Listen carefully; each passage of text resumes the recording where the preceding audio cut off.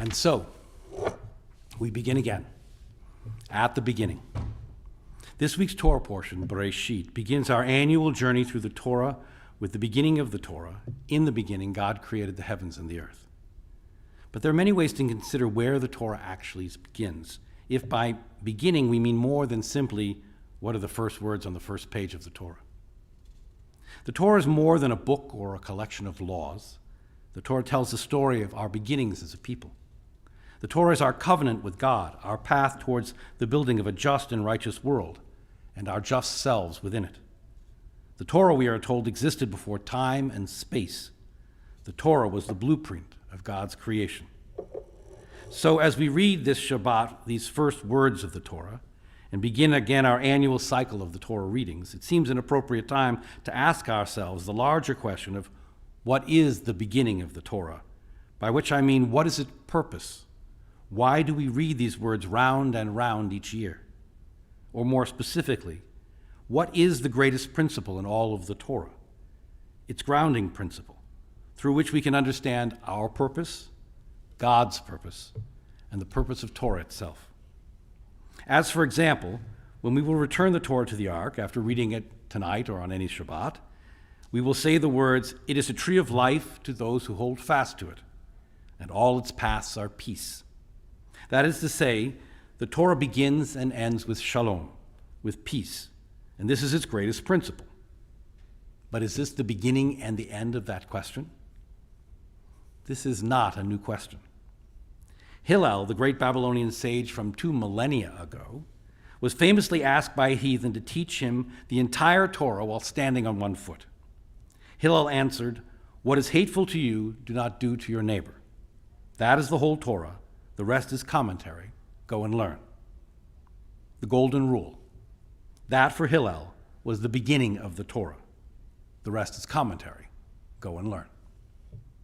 The great scholar Rabbi Akiva, who followed after Hillel, said that the greatest principle in all of the Torah is to love your neighbor as yourself, a more positive rendering of Hillel's golden rule, which is chosen from the heart of the Torah, the holiness code, which is found directly in the middle of the scroll. But it was a more humble scholar of the same ancient age, named Simeon ben Azai, who chose instead a lesser-known verse from this week's Torah portion, Genesis 5, verse 1, as the place where the Torah begins. Ben Azai said that the greatest principle in all the Torah is, this is the line of the generations of Adam. When God created Adam, God made that first human being in God's own likeness. It's an odd choice, I know. The beginning of one of the many begats in the Bible, the part we usually skip over, which simply begins a long list of the genealogy of some biblical character whose story is about to be told. But this isn't just any genealogy. This is the line of the very first human soul. So this is the beginning of us all. And that, I believe, is Ben Azai's purpose in choosing this verse as the first and greatest principle of the Torah. For Ben Azai, the Torah begins with the recognition that we are all the descendants of one human family, and each of us carries within us a certain likeness of the divine. We are all God's children, the creations of God's own hands. And when we see each other in this way, there can be no greater principle for the Torah to teach or for us to learn.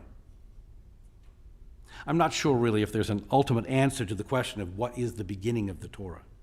But Ben Azai's words strike me as a lesson well suited for this moment in time, when we are so intent on seeing the differences between us, rather than the common humanity which all unites us as well. Or perhaps there is wisdom in all these words, and in the journey of Torah which we begin on Shabbat Bereishit, this Sabbath of new beginnings. Love your neighbor as yourself, for we are all the children of one eternal God.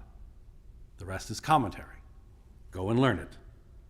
The Torah is a tree of life to those who hold fast to it, and all its paths are peace. Shabbat Shalom.